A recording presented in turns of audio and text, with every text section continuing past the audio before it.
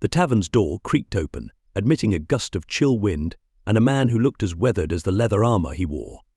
Gareth, once a respected sellsword, now barely more than a vagrant, stumbled to the bar. His calloused hand placed his last copper coin on the scratched wood.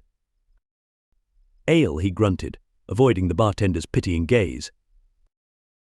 As Gareth nursed his drink, he observed the tavern's patrons. Farmers mostly, their faces etched with worry. Hushed conversations reached his ears talk of withered crops, livestock found dead in the fields, children falling ill with no explanation. A gnarled hand gripped Gareth's shoulder. He turned to face an old man, his spine bent with age, but his eyes sharp with desperation. "You're a sellsword, aren't you?" the elder asked, his voice barely above a whisper. Gareth nodded warily. "We need your help. Our village, it's dying, and we know why." The old man's eyes darted around the room before he leaned in closer. "It's the witch in the Blackbriar Woods. She's cursed us, and we'll all perish if she isn't stopped." Gareth had heard such tales before, superstitious villagers blaming their misfortunes on imagined evils, but the coin purse the elder produced made him listen more intently. "Kill the witch," the old man said, "and this gold is yours. Enough to set you up comfortably for years." Gareth eyed the purse, then looked back at the elder's pleading face. He shouldn't take the job. Witch hunts were messy business, and rarely ended well for anyone involved. But the weight of his empty pockets and growling stomach made the decision for him. "Tell me everything you know about this witch," Gareth said, his hand closing around the coin purse. As the elder spoke of dark omens and foul magic, Gareth couldn't shake the feeling that he was stepping into something far more dangerous than he realized. But it was too late to back out now. Come dawn, he would venture into the Blackbriar Woods and face whatever waited for him there. Dawn broke cold and grey as Gareth stepped into the Blackbriar Woods. The forest seemed to swallow the meagre light, leaving him in a world of shadows and mist. His hand never strayed far from the hilt of his sword as he pushed deeper into the gloom. The air grew thick with an unnatural fog, tendrils of it curling around Gareth's boots. Sounds became muffled, distorted. More than once, he thought he heard whispers just beyond his vision, only to turn and find nothing but gnarled trees. Hours into his trek, Gareth stumbled upon his first sign of the witch's presence. A clearing where every plant had withered and died, the ground black and oily. At its center stood a crude altar of bone and stone. Dark stains marred its surface. "Sacrifice," Gareth muttered, his suspicions confirmed. This was no mere herbalist or hedge witch, but a practitioner of black magic. As if summoned by his realization, a creature burst from the underbrush. It might once have been a wolf, but now its form was twisted, its flesh rotting even as it moved. Hellfire blazed in its empty eye sockets. Gareth's sword rang as he drew it, meeting the creature's lunge. They clashed in a whirlwind of steel and fangs. The beast's supernatural strength nearly overwhelmed him, but Gareth's experience won out. With a final, desperate thrust, he pierced its heart, and the monster collapsed into a pile of decaying flesh. Panting, Gareth wiped ichor from his blade. Any doubts about the witch's existence had vanished. He pressed on, now alert for more of her corrupted guardians. The forest grew denser, the trees themselves seeming to shift to block his path. Thorny vines lashed out, tearing at his clothes and skin. More than once, Gareth found himself turned around, ending up back where he started. But he was nothing if not persistent. Slowly, methodically, he mapped the witch's domain in his mind. He began to recognize patterns in the chaos, subtle markers that guided his way. As night fell, Gareth finally glimpsed his destination through a gap in the trees. A tower rose before him, its architecture an impossible fusion of thorns and bones. Sickly green light pulsed from its windows. Gareth approached the twisted tower, his every sense on high alert. The entrance, a more-like opening ringed with jagged bones, yawned before him. Taking a deep breath, he stepped inside. The interior was a nightmare of organic architecture. Walls pulsed like living flesh, and stairs spiraled impossibly upward.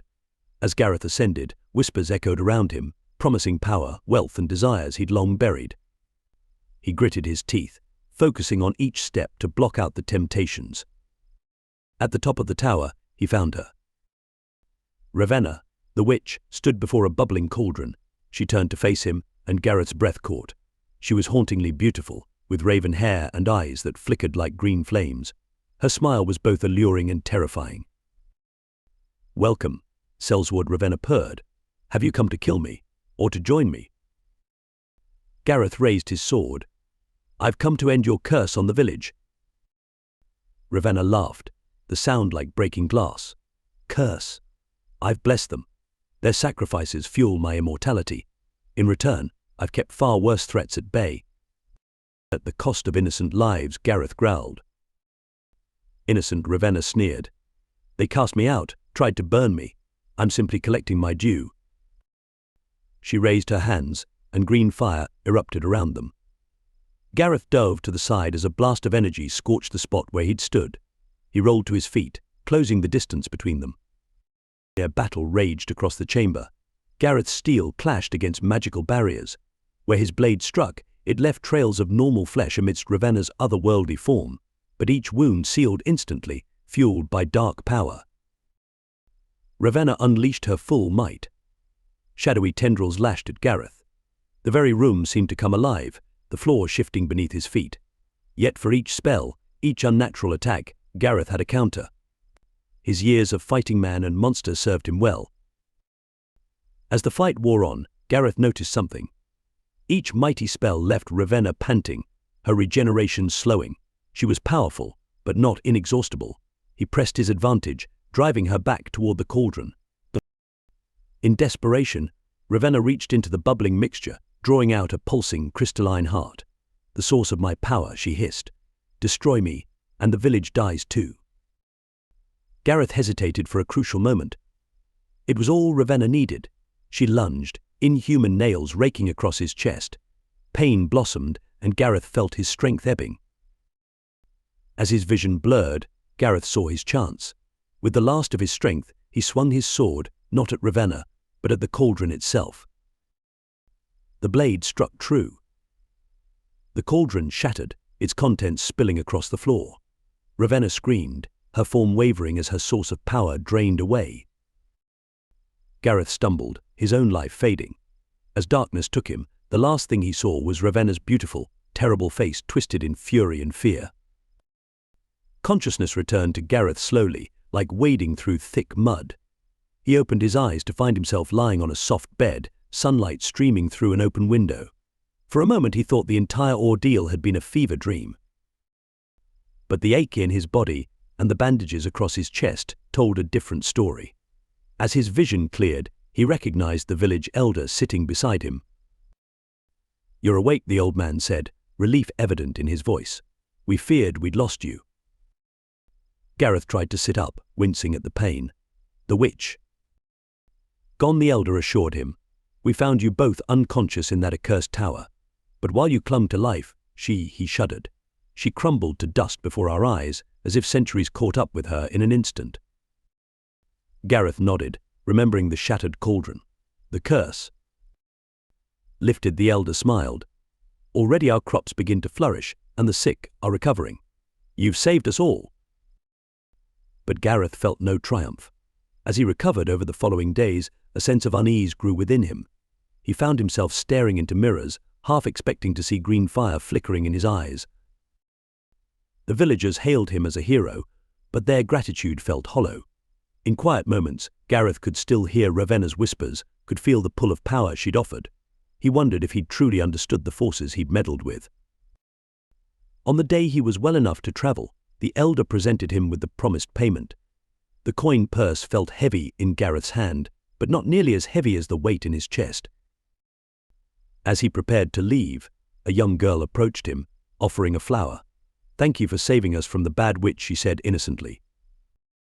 Gareth managed to smile, but inwardly he questioned if it had been that simple. Had Ravenna truly been evil, or was she a product of the villagers' own fears and prejudices?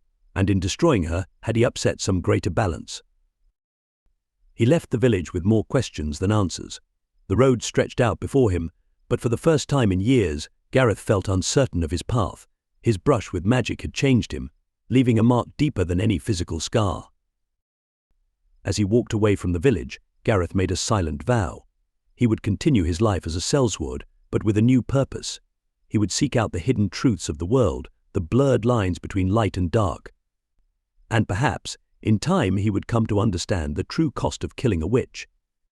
Thank you so very much for listening to this story. I thoroughly hope that you enjoyed it. If you did, please subscribe, leave a like, and comment too. I hope to see you on the next adventure.